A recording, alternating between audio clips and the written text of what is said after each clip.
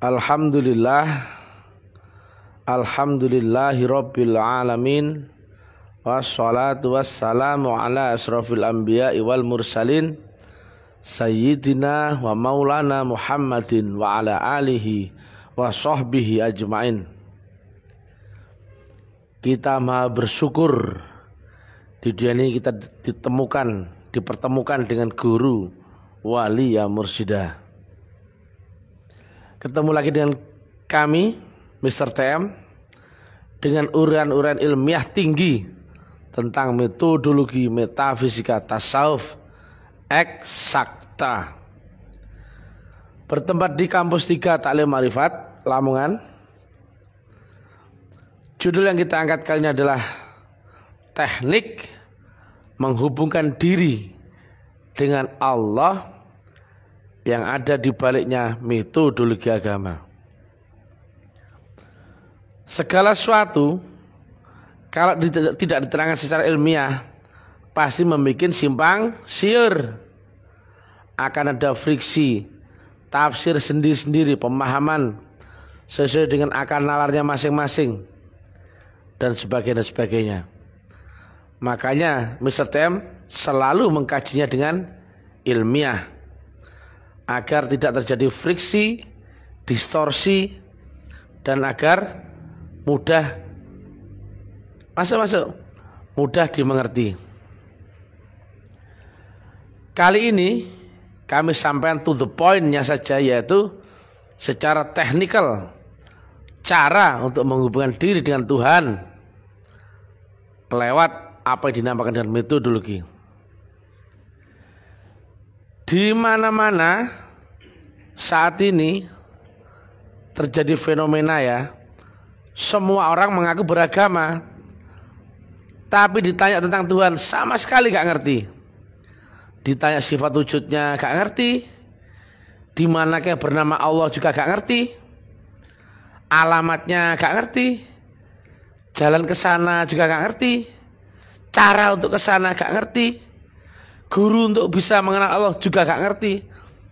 Tapi semuanya pada kepedean, pada merasa ngaku telah beragama, tapi gak kenal Tuhan. Berarti agama yang sekarang ini kecenderungannya adalah agama ardi, agama olah akal, agama yang dipelajari yang lebih rendah daripada akalnya. Kenapa? Alat untuk memfilter agama ini yang tadi itu adalah akal. Tinggian mana akal sama agama ini? Tinggian akal. Kalau agama ini yang agama busuk ini, agama yang bau kecoa ini, bukan ya?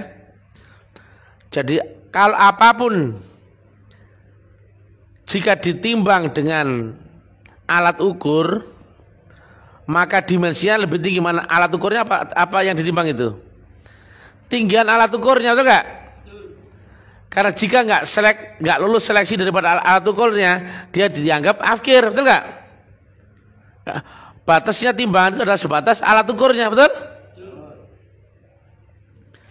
Maka jika agama ini dipelajari dengan akal, maka agama yang kecoa ini derajatnya lebih rendah daripada akal.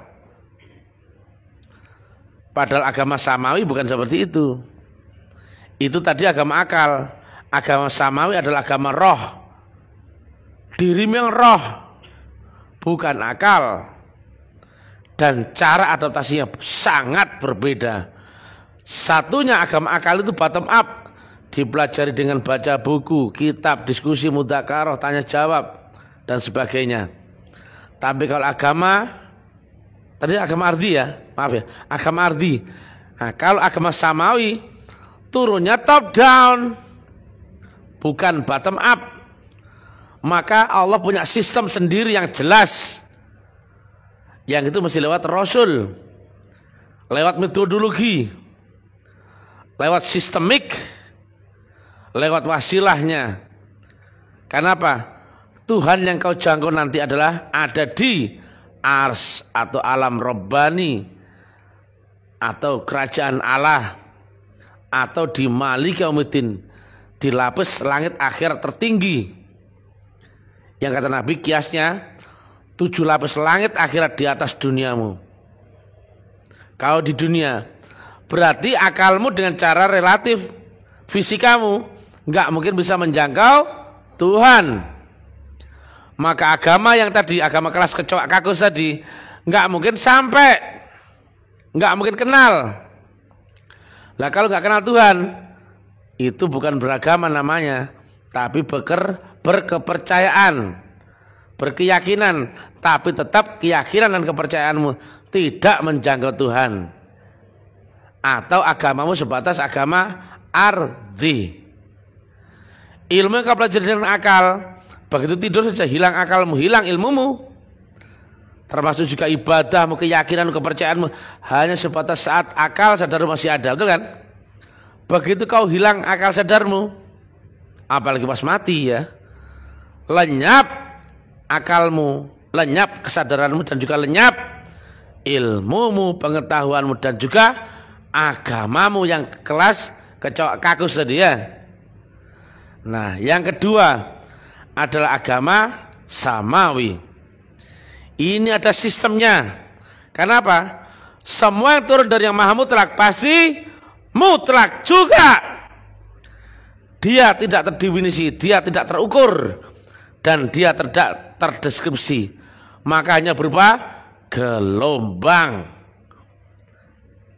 Jadi tidak berlafal, tidak berhuruf, tidak bersuara, tidak berwujud. Maka bisa menggambarkan itu, analognya di dunia adalah berupa gelombang. Atau Nabi sampaikan berupa apa? Cahaya atau nur. Kalau STM beda sedikit ya, menyampaikan berupa gelombang. Gelombang nur maksudnya. Jadi nur yang berlapis-lapis ya. Ada yang nur sampai padamu dan ada yang nur sampai pada Tuhan. Itu kan grade-nya naik dia, nggak sama. Nur yang menghampiri manusia dan nur yang berkekal dengan Tuhan beda. Sama sekali cahaya matahari yang sampai padamu beda dengan cahaya matahari yang sampai pada mataharinya, betul kan? Berlapis-lapis dimensinya akan naik. Jadi nggak sama. Berarti ada fase, coba diperhatikan, ada fase adaptasi di situ. Adaptasi mengenal Tuhan lewat apa? Lewat cahayanya. Nah, bagaimana kau sampai Tuhan? Mohon maaf ya. Bagaimana kau mau beragama jika nggak kenal Tuhan? Bagaimana kau kenal Tuhan jika nggak sampai Tuhan, betul kan? Bagaimana kau sampai Tuhan jika nggak tahu alamatnya Tuhan? Tanya sama Gojek, kau bisa antarkan ini Pak ke namanya Muhammad. Yang dia tahu, dia minta pertama apa? Minta alamatnya. Begitu tahu alamatnya, oh ini ke sana. Ini yang paling cepat lewat sini Pak, betul ya? Di sana ada galian. Begitu kau tahu Tuhanmu ada di lapis langit akhir tertinggi, kau jangan cari dengan cara manualmu, betul kan? Mesti pakai al-buraq juga, memakai unsur rohani, jangan pakai jasmani. Kenapa? Kau telah tahu alamatnya, maka barulah kau tentukan, aku naik ini. Semisal Tuhanmu itu ada di seberang lautan, yang jaraknya misalkan 1000 kilo, mau kau tempuh dengan cara berenang, mati kau tenggelam, betul kan? Atau mau kau jangkau dengan cara sepeda ontel, tenggelam, betul ya? Begitu kau tahu di mana ke alamat Tuhanmu, maka kau bisa tentukan aku harus bagaimana ke sana. Itu logikanya. Nah, sekarang kita lanjutkan lagi ke intinya, yaitu cara menghubungkanmu dengan Tuhan lewat metodologi agama. Yang pertama di dalam rukun Islam adalah kesaksian syahadat, betul ya, akan Allah dan Rasul. Yang kau saksikan dengan apa itu? Mata kepala sendiri, betul ya? Bukan kau yakini ya syahadat itu ya, bukan kau percaya ya. Yang kau saksikan dengan matamu berarti apa? Di zamanmu sendiri, betul ya? Itulah kenapa syahadat, aku bersaksi tidak ada Tuhan selain Allah, dan aku bersaksi bahwa Nabi Muhammad adalah utusan Allah.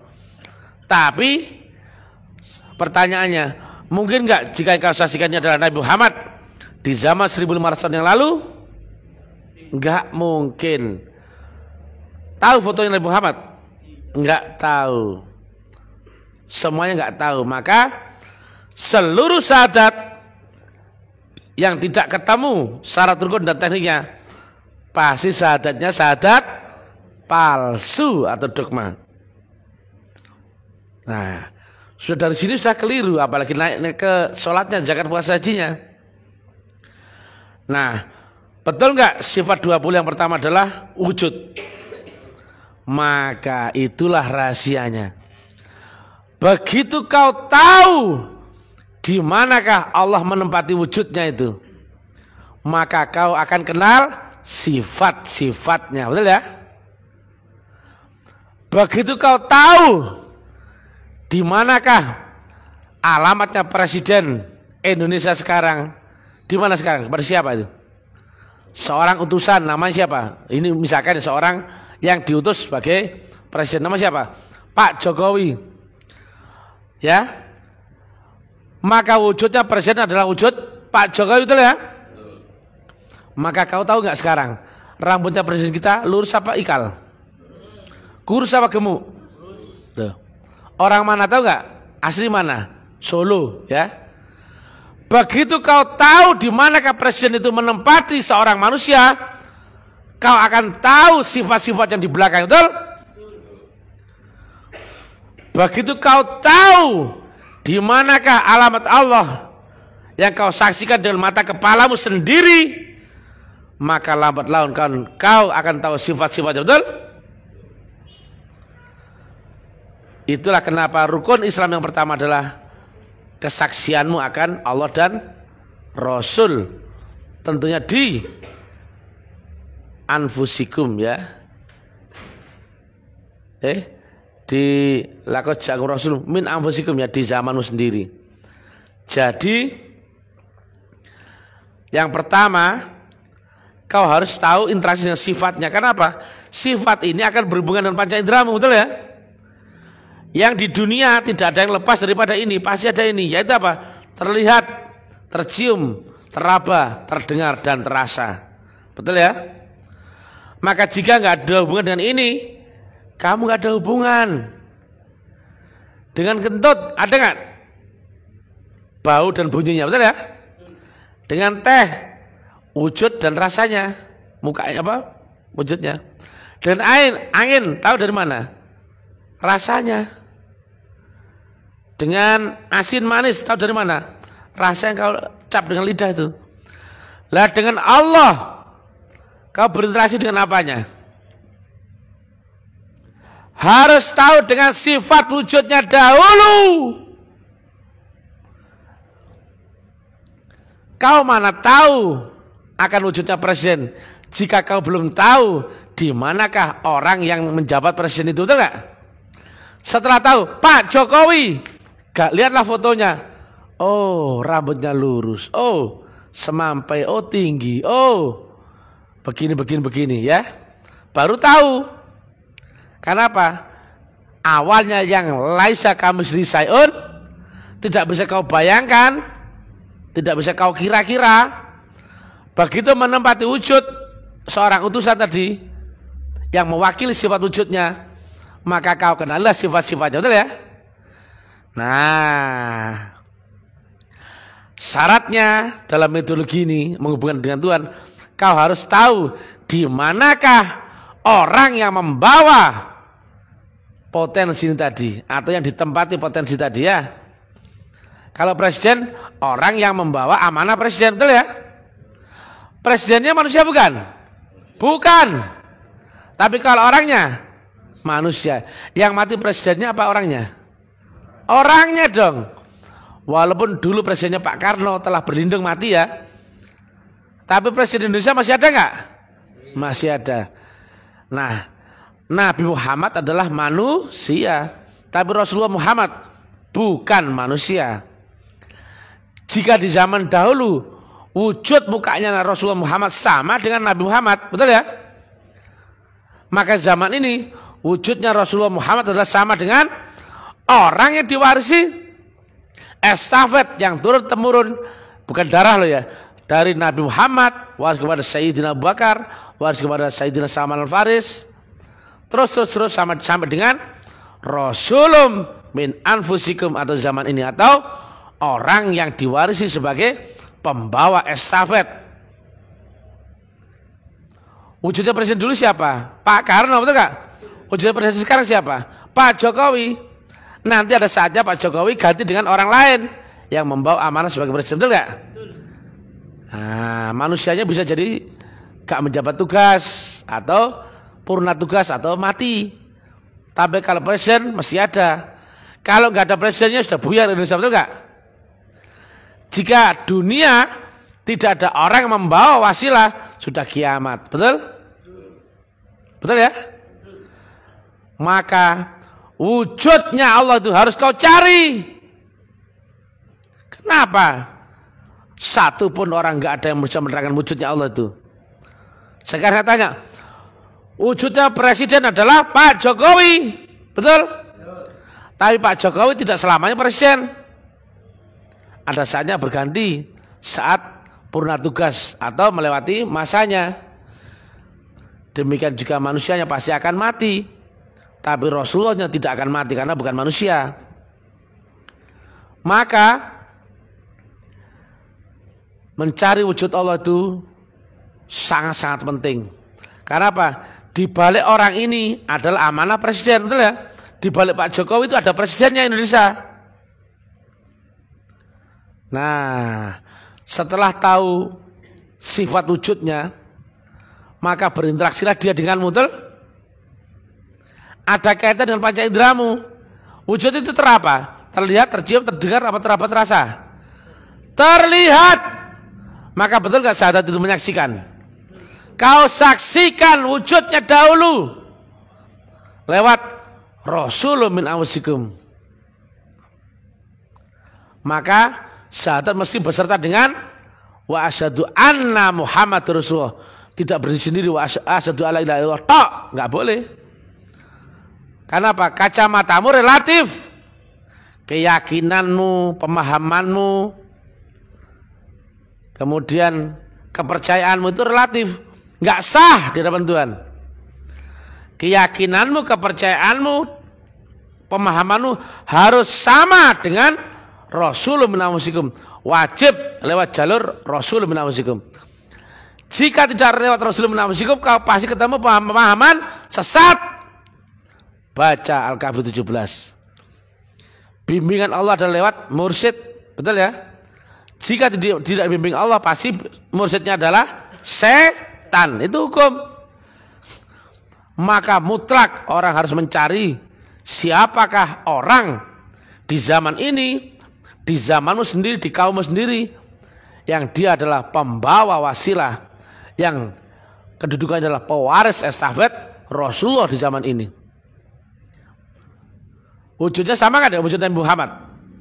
Beda. Isinya sama nggak? Sama. Wujudnya Pak Jokowi sama wujudnya Pak Karno sama nggak? Tapi sama nggak? Sama-sama Presiden RI? Sama. Maka jika kau telah ketemu di manakah alamat wujudnya, kau bisa lanjut ke teknik yang kedua. Ketika telah ketemu syarat rukunnya. Nah, ketika telah ketemu di manakah alamat Allahmu di dunia ini, kemudian kau harus tahu Allah itu di frekuensi mutlak apa relatif? Mutlak. Maka kau harus mencari faktor mutlak. Allah itu maha rohani apa jasmani? Maha rohani. Maka kau harus mencari frekuensi yang sama, yaitu rohanimu sendiri. Kau harus mencari guru rohani yang bisa menerangkan itu, dan agar bisa mengajari rohanimu untuk bisa sampai ke hadarat Allah Ta'ala. Berarti jangan pakai relatif ya. Jangan pakai akal, jangan pakai jasmani. Tapi pakailah unsur mutlak. Artinya kata Nabi Al-Bawraq, dengan memakai sisi rohanimu bukan jasmani, barulah akan nyambung, betul ya? Karena satu frekuensi. Nah, setelah itu untuk masuk ke dimensi rohani, kata Nabi, udkhulu, masuklah kamu. Dia berarti dia masih di luar. Masuk ke dalam diri yang rohanimu, itulah baiat. Dan jasmani rohani bukan horizontal pilihan, tapi jasmani dan rohani adalah dimensional. Ini rohani, ini jasmani. Begitu kau masuk ke dimensi rohani yang lebih tinggi daripada jasmani, jasmanimu otomatis ngikut. Anak SMP belum tahu SMA, betul gak? Tapi ketika dia naik ke SMA, ijazah SMP otomatis ngikut, wajib ya, wajib. Nggak mungkin ada anak SMA tidak pakai ijazah SMP, nggak ada ya, karena itu dimensional. Nah, seperti itu. Maka sudah dua syarat itu telah terpenuhi. Kau telah tahu di manakah Allah yang wujud di dunia ini.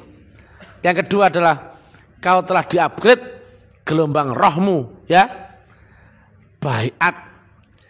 Dan nggak sekedar roh tadi kan frekuensinya harus pakai roh, ya, dan frekuensinya juga harus pakai gelombang mutlak. Kau telah tertanamkan faktor al-baurak atau faktor Tuhan, nur, dimasukkan dalam dirimu. Tiga syarat itu telah ada, ya. Lanjutannya, kau diajari teknikalnya, yaitu apa? Kaifiat. Bagaimana cara menghubungkan, menyambungkan gelombangmu dengan Allah Ta'ala di balik gurumu. Allah bisa terlihat gak dalam mata kepalamu? Allah di ars? Tidak bisa, ya. Nurnya Allah atau Rasulullah atau Nur ala Nur atau Nur Muhammad atau Rasulullah atau Mursyid atau Roh Kudus atau apapun itu, bisa terlihat gak dia dengan mata kepala? Tidak bisa. Yang terlihat siapa? Wujudnya, betul ya? Maka Allah nggak terlihat, nurnya nggak terlihat. Yang kau lihat dengan mata kepalamu adalah wujudnya, yaitu Rasulun min anfusikum, manusia yang membawa gelombang nur Allah. Kau telah tahu kiblatmu sekarang, ya. Saya ulangi lagi, ya. Kau telah tahu wujudnya Allah di dunia, tahu. Kau telah di-upgrade gelombang roh, sudah. Kau telah ditanamkan alat atau faktor ketuhanan mutlak, sudah. Dan kau telah tahu kiblatmu di dunia ini. Bukan menyembah lo, ya. Ini wajah tu wajhiyah. Kau telah tahu wajhiyah, tahu. Wajhiyah adalah wujudnya manusia yang membawa nur Allah. Kau telah tahu wujudnya Presiden Indonesia, tahu. Wujudnya siapa? Pak Jokowi, wujudnya, ya, presiden yang asli, yang belum menempati manusia, ada nggak wujudnya? Nggak ada. Bisa terlihat nggak? Apalagi tahu suaranya nggak? Nggak tahu. Tahu sifat-sifatnya nggak tahu. Tapi karena menempati Pak Jokowi, kau tahu semuanya, betul nggak? Nah, kau tahu kiblatmu. Dan yang kelima adalah kau telah diajarkan teknik kaifiat, cara menghubungkan gelombangmu dan gelombang Allah Ta'ala. Pejamkan matamu, betul? Tekuk lidahmu ke langit-langit. Lemaskan seluruh anggota badan. Tundukkan kepala. Pusatkan seluruh panca inderamu di hati sanubari yang letaknya 2 jari di bawah susu kiri arah ke kiri. Kemudian apa? Kenang dosa-dosamu. Rendahkan serendah-rendahnya di hadapan Tuhanmu. Kemudian untuk bermunajat ke hadirat Allah Ta'ala yang maha rohani, maha dahsyat, maha tinggi, kau membutuhkan guru. Kau membutuhkan pembimbing. Untuk itu hadirkan mursyid di hati sanubarimu. Yang mursyid ini bukan manusia, walaupun menyerupai manusia karena menempati wujud seorang manusia. Dia adalah fi'il sifatnya Allah. Apa itu fi'il sifat? Sifat yang mewakili sifatnya Allah. Allah ada di balik wujud itu. Allah ada di balik gelombang gurumu. Allah ada di balik rahasia gurumu. Maka hadirkan mursyid. Lihat, ya. Bayangkan ya, ketika saya menyampaikan, ayo makan jeruk nipis sama-sama, apa yang kebayang dalam otakmu? Asem, betul gak? Karena apa? Kau telah berinteraksi dengan sifatnya. Jika selama ini jeruk nipis kau kenal dengan sifatnya kecut, ketika saya arahkan, ayo kita makan sama-sama, makan jeruk nipis, diperes diminum ya, apa yang kebayang? Kecut, betul? Karena apa? Sifatnya telah melekat dalam dirimu, betul? Maka begitu kita lihat gambar orang yang meres gini, apa yang kebayang? Betul gak? Baru kau lihat wujudnya, ya, sifatnya ngalir gak? Baru kau lihat gambarnya, kau sudah ngalir, betul gak? Baru kau dengar cerita, jalan ini angker kata orang. Padahal kamu gak pernah lewat situ. Kata di sini ada pocong, ada kuntilanak. Kita mau lewat jalan ini, kebayang gak angkernya? Wah, kalau jalan lah, udah gelap kayak gini, betul gak? Betul? Karena apa? Kau lihat wujudnya dan ada sifat yang telah mengalir dalam dirimu, maka kau ada hubungan lewat gelombang, betul? Maka hadirkan mursyid, wujud gurumu. Pertama wujudkan wajahnya dulu. Ada sifat yang telah tertanam dalam kalbumu, ada sifat di balik gurumu. Maka dedek. Ada hubungan enggak? Ada, tepuk tangan. Itulah gelombang. Orang lain mana tahu? Orang lain cuma cerita bacot teori sana sini, nggak ada ujung pangkalnya. Agama blunder, melungker kayak ular sawah ya. Kalau sini enggak, to the point, masih sat. Kita nggak berdeli-deli ya. Jadi sekarang sudah paham ya, kenapa orang harus tahu di mana Allah yang wujud di dunia ini? Itu lagi kiblatmu nantinya. Kenapa orang mesti bayat masuk ke dalam ilmu rohani? Karena itu bisa membentuk Tuhan lewat rohani, bukan jasmani. Kemudian kenapa orang harus mendapatkan alat nur? Baca As-Surah 52, nur kitab dan nur iman, kitab qadim dan juga nur iman. Tanpa itu kau nggak ada hubungan. Kemudian kau tahu kiblatmu, ya. Kemudian tahu cara kaifiatnya untuk menyamakan frekuensi dan gelombang. Tidak akan kau sampai kepada Allah Bapa tanpa lewat aku, kata Nabi Isa. Karena apa? Allah Bapa di balikku, di balik wujudku. Maka baca di dalam Paskah.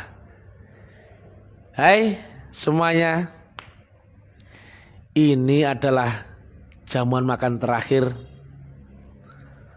Umpamakan anggur ini adalah darahku, roti inilah dagingku. Ayo kita makan sama-sama. Samakan frekuensimu dan gelombangmu dengan gelombang gurumu, yaitu aku. Kau tidak akan kenal Allah Bapa. Yang kau kenal di duniamu adalah aku. Akulah sang penggembala. Akulah sang juru selamat. Haleluya. Betul? Demikian juga disampaikan oleh Krishna. Berbakti kalian kepadaku tidak dihitung berbakti kepada dewa. Dewa itu sekelas nabi. Tapi berbakti kau kepadaku sama halnya berbakti dengan yang maha kuasa. Karena apa? Kau kenal yang maha kuasa lewat aku. Aku yang zahir ini. Karena dia ada di balikku. Frekuensinya Tuhan melekat pada diri di baliknya Guru Agung Krishna. Demikian juga kalimat yang disampaikan Siddhartha Gautama. Demikian juga disampaikan oleh Rasulullah Muhammad. Sang Rasul adalah juru selamat. Rasulun min anfusikum, yang sangat berat dirasa baginya, yang sangat berharap akan keselamatanmu. Dia ada di setiap zaman. Isinya Nabi Isa, isinya Sri Krishna, isinya Siddhartha Gautama, isinya Nabi Muhammad, isinya guru kita adalah sama, yaitu apa? Guru cahaya, yang itu dari sisi Tuhan, yang mengambil alamnya manusia. Makanya dia sebut pembawa wasilah, pembawa gelombang Tuhan, yang dengan itulah kau bisa menghubungkan gelombangmu dengan Allah Ta'ala lewat gelombang. Wabtaghu ilahil wasilah wajahidu fisabilillah la'allakum tuflihun. Dunia Islam telah rusak. Agama orang sontolo nggak ada yang tahu. Orang berani cerita mengagung-agungkan produk gagal, produk afkir, produk reject di mana-mana. Padahal yang kau sampaikan dalam dakwamu itu adalah agama yang telah rusak. Kembalilah kepada Tuhanmu lewat metodologinya. Mana ada Rasul yang tidak lewat bayat? Ada nggak? Mana ada Rasul yang tidak mengajarkan lewat teknik dzikir? Ada nggak? Mana ada Rasul yang tidak mengajarkan lewat suluk dan berbakti kepada visi misi ketuhanan? Inilah metodologi yang sengaja dihilangkan, dikamuflase, bahkan dibid'ah-bid'ahkan, bahkan disesatkan. Tarekat itu katanya nggak ada di zaman Rasulullah. Itu bid'ah. Itu sesat. Wahabi yang goblok-goblok itu menyesatkan banyak manusia. Orang lagi nggak tahu teknik zikir. Dapat apa dari zikir yang hanya menyebut-nyebut itu Allah Allah? Dapat apa? Atau kau ingat-ingat itu apa yang kau ingat? Bisa orang mengingat Allah jika tidak tahu sifat wujudnya? Bisa kau ingat Presiden Indonesia jika nggak tahu wujudnya? Nggak bisa. Ketika kau tahu di manakah sifat Allah yang wujud itu, maka kau bisa ingat wujudnya. Hadirkan wajahnya. Ini wajah tu wajah. Tapi nggak cukup dengan itu. Kita bukan menyembah wajah loh ya. Ini wajah tu. Kuhadapkan wajah kepada wajah guru rohanimu. Lanjutannya ada. Samakan frekuensimu. Samakan gelombangmu dan Allah Ta'ala di balik gurumu. Saya tanya. Jika ada namanya Radio Prambors FM, mau ke setel di dalam radiomu di sini. Nah, frekuensi apa Prambors tadi? FM atau modulation, betul nggak? Bisa nggak FM kau cari di AM? Nggak ketemu. SW nggak ketemu. MW nggak ketemu. Kalau Tuhanmu di FM, cari yang FM juga, betul ya? Kalau Prambors FM itu misalkan 100,2 MHz, kau samakan gelombangnya 100 MHz, betul nggak? Muncul nggak suara Prambors FM di dalam dirimu? Muncul nggak gelombang Tuhan dalam dirimu? Muncul. Secemerlang-cemerlangnya dunia Islam telah goblok. Minta ampun gobloknya.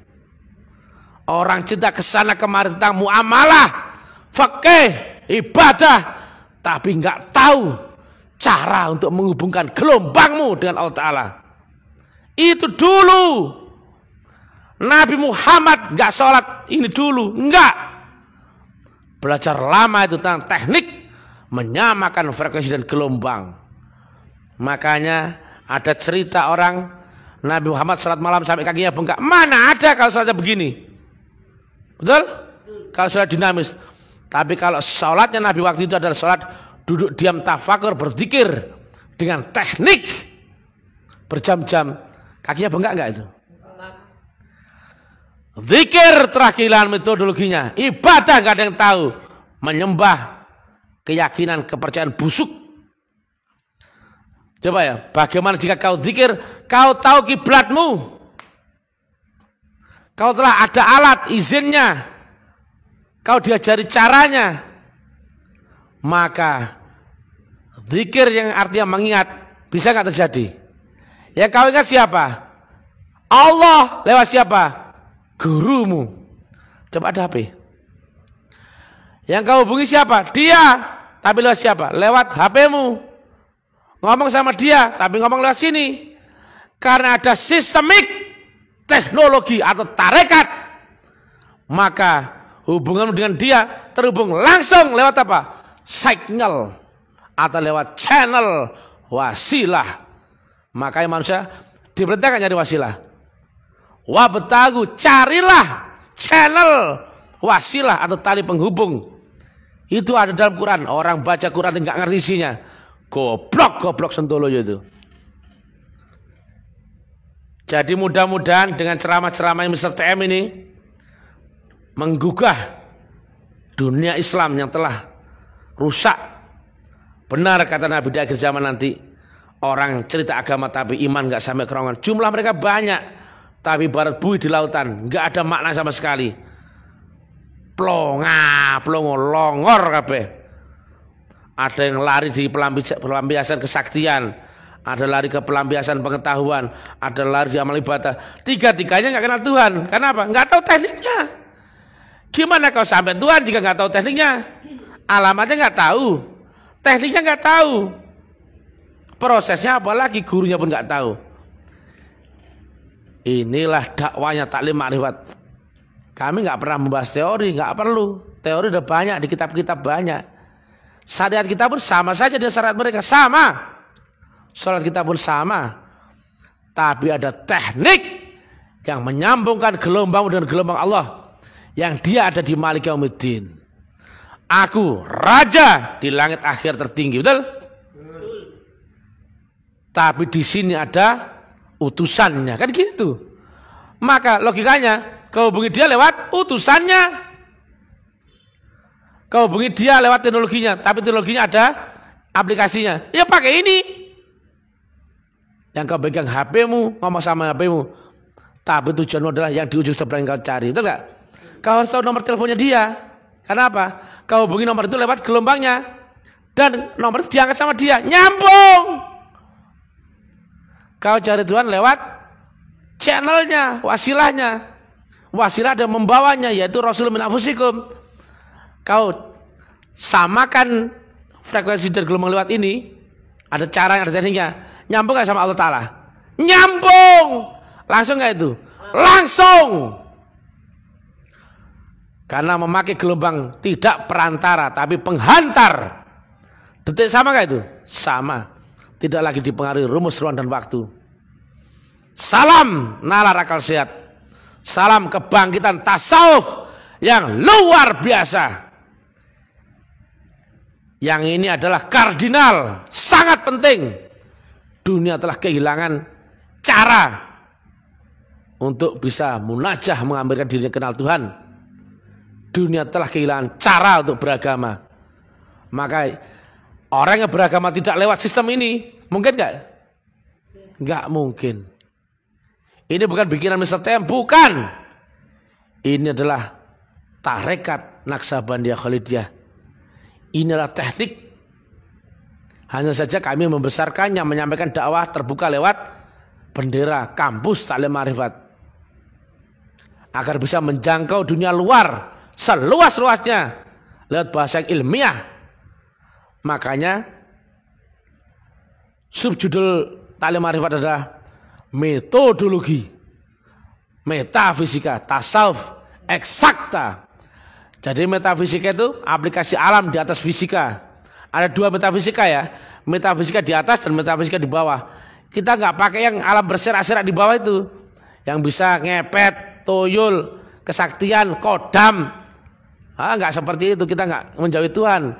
Itu makin sesat ya. Tapi kita metafisika naik gelombang. Yang tujuan adalah mengenal Tuhan. Tapi dengan apa? Eksak. Bukan dengan meraba-raba kayak kita belajar agama dalam karung. Makanya ada Rasulnya, itu garansi itu. Kalau kau nggak ketemu Rasul zaman sendiri, nggak mungkin bisa. Karena kau pasti meraba-raba dengan caramu sendiri, ditakar dengan akalmu. Sesat. Baca Kahfi 17. Falam tajidalahu waliya mursyida. Kalimat itu pun turun dari zaman Nabi. Artinya Nabi Muhammad sendiri menyampaikan bahwa akan ada istilah waliya mursyida. Sayang beribu sayang. Umat telah sengaja diputus mata rantai oleh segolongan kelompok tertentu, yaitu Wahabi, yang dulu sempat menguasai tanah Arab. di zaman Syekh Ali Ridho, maka dunia Arab kemudian rusak porak-poranda. Padahal propaganda Yahudi masuk ke dalam orang Islam. Itu virus-virusnya masuk ke Indonesia banyak sekali itu. Cuma saya nggak sebut nama-nama organisasinya ya. Banyak sekali itu. Jadi mereka sengaja menafikan tarekat, kitab-kitab tasawuf yang condong ke arah praktikal dibakar semua. Dianggapnya laku syirik, laku bid'ah. Termasuk hadis-hadis yang berhubungan dengan ini dibakar semua itu. Makanya sekarang sangat sulit mencari hadis yang benar-benar mengarah kepada praktek tarekat. Tapi ini praktek. Kalau sudah praktek, sudah tahu mana syarat rukun dan teknisnya, mana rumus variabel dan hukumnya. Jika nggak lewat itu pasti nggak akan ketemu. Jadi kebetulan ya, orang kalau mau praktekkan biasanya lewat pelajaran teori dulu. Teori sudah hilang nih karena dihilangkan. Untungnya kita ketemu metodologinya. Nggak perlu teori kan kau pasti sampai. Karena apa? Kau telah sampai pada pengalaman empiris, pengalaman sendiri membuktikan. Maka kau baru bisa cerita. Nggak mungkin kenal Allah tanpa lewat Rasul. Clear? Nggak mungkin sampai kepada Allah tanpa lewat teknologi. Nggak mungkin kau bisa sampai kepada Allah tanpa lewat tarekatullah. Tanpa tarekat kau pasti akan zindik. Sekarang orang di mana-mana hanya tahu syariat. Tarekat sudah dianggap bid'ah. Apalagi hakikat. Banyak pula hakikat palsu-palsu itu. Apalagi makrifat. Nggak ada yang tahu ini. Makanya nggak ada yang menerangkan dakwah seperti ini. Mana ada yang berani menerangkan wujudnya Allah zaman ini? Oh, ngompol di celana mereka. Ngompol itu. Jika bukan orang ilmiah menerangkannya, nggak mungkin bisa. Pasti sudah ditangkap polisi, betul nggak? Tapi kalau setiap menerangkan ilmiah nggak? Ilmiah. Wujudnya Allah nggak ada yang menerangkan. Rasul menafsikum nggak ada yang menerangkan, toh? Teknik Mi'raj. Wasilah menembus akhirat sekarang, melewati Shiratal Mustaqim, sudah nggak ada yang tahu. Agama sekarang ini hanya disampaikan lewat cerita masa lalu, romantis masa lalu. Tapi nggak ada yang bisa menerangkan teknik metodologi untuk bisa nyambung ke Allah Ta'ala. Pikirkan baik-baik ya, apa betul yang disampaikan oleh Setem. Jangan percaya sama yang mulutnya manis. Itu cuma mulut. Nabi sudah sampaikan.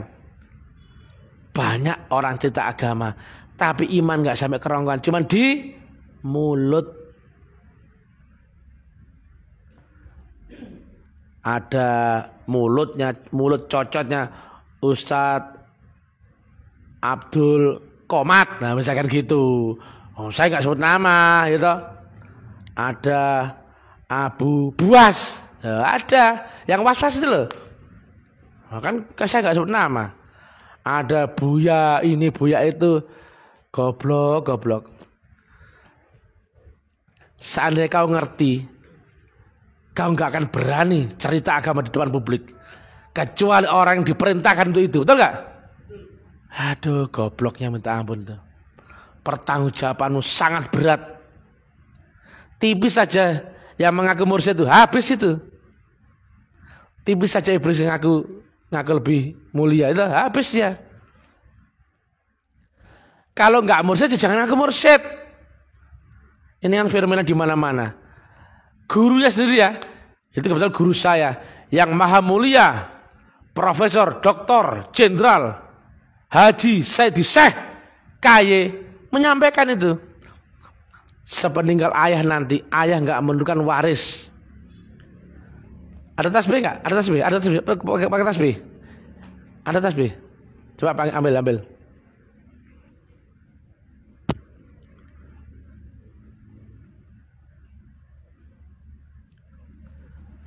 Dan juga beliau sampaikan, pada akhirnya nanti murid ayah nggak sampai bilangan tasbih ini. Jelas-jelas dari itu keluar dari mulut beliau. Beliau nggak menurunkan waris.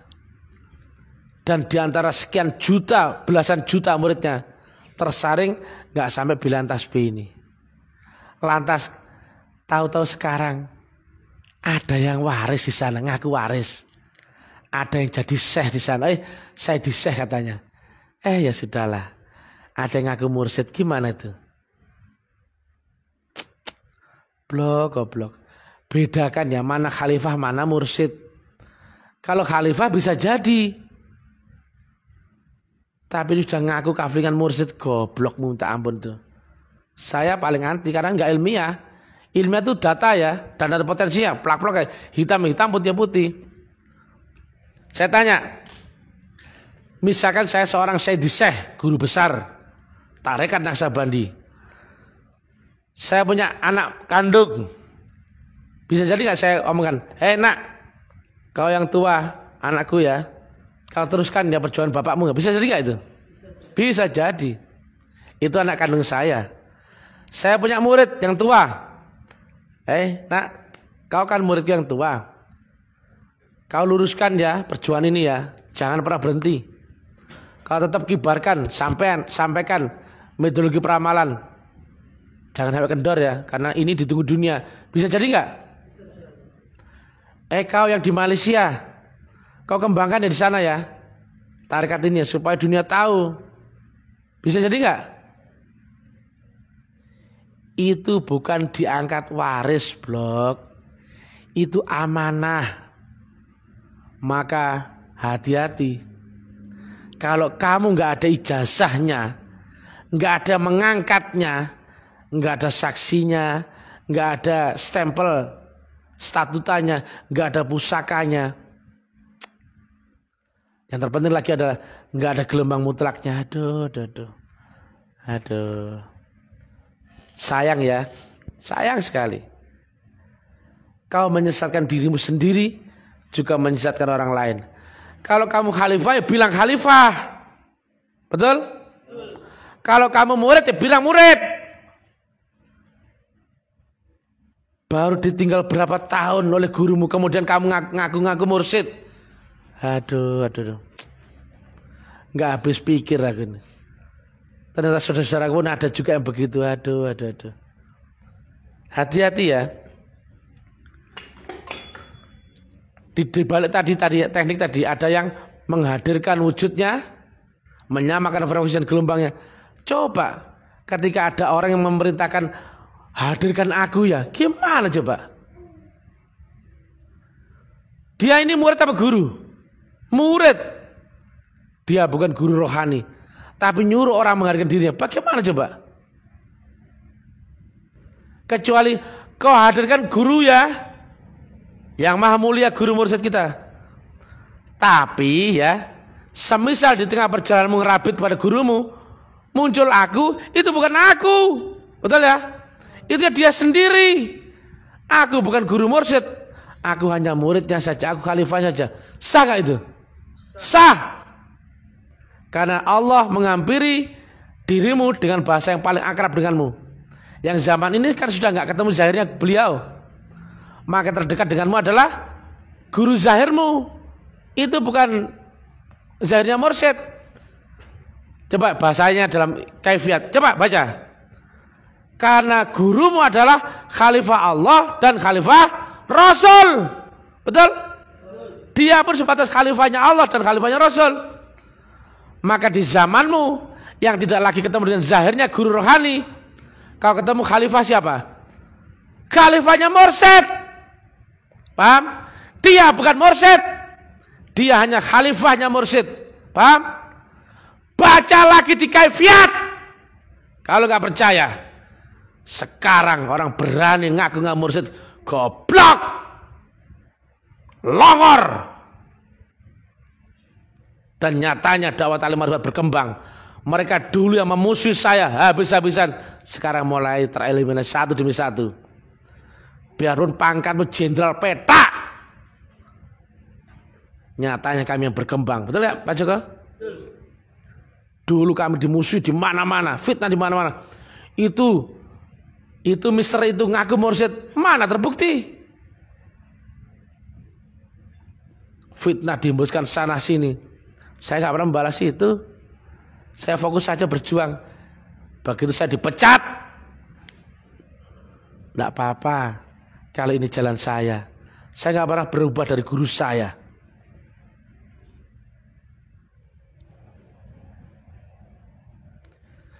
Karena ridha Allah berawal dari ridhamu sendiri.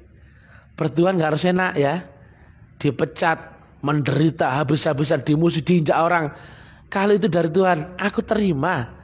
Saya nggak pernah protes ya. Saya nggak pernah membalas. Saya nggak pernah klarifikasi membenarkan diri, nggak pernah. Bahkan sampai sekarang pun saya hanya mengaku murid saja. Saya nggak pernah mengaku guru. Saya bukan mursyid, yang mursyid adalah guru saya. Kalau ngerabitlah guru saya. Tapi kalau sana sini, bang, saya ngerabit ayahnya guru. Tapi yang muncul ke abang, ya saya nggak tahu.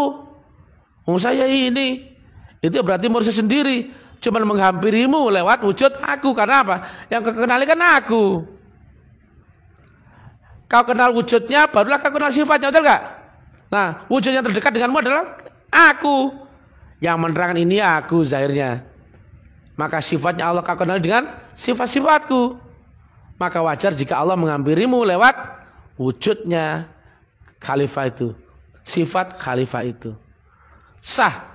Tapi saya nggak pernah mengarahkan orang untuk merabit saya, betul kan? Dan saya juga nggak pernah mengaku guru mursyid, nggak pernah. Murid tetap murid, guru tetaplah guru. Dan guru rohani apa ada matinya?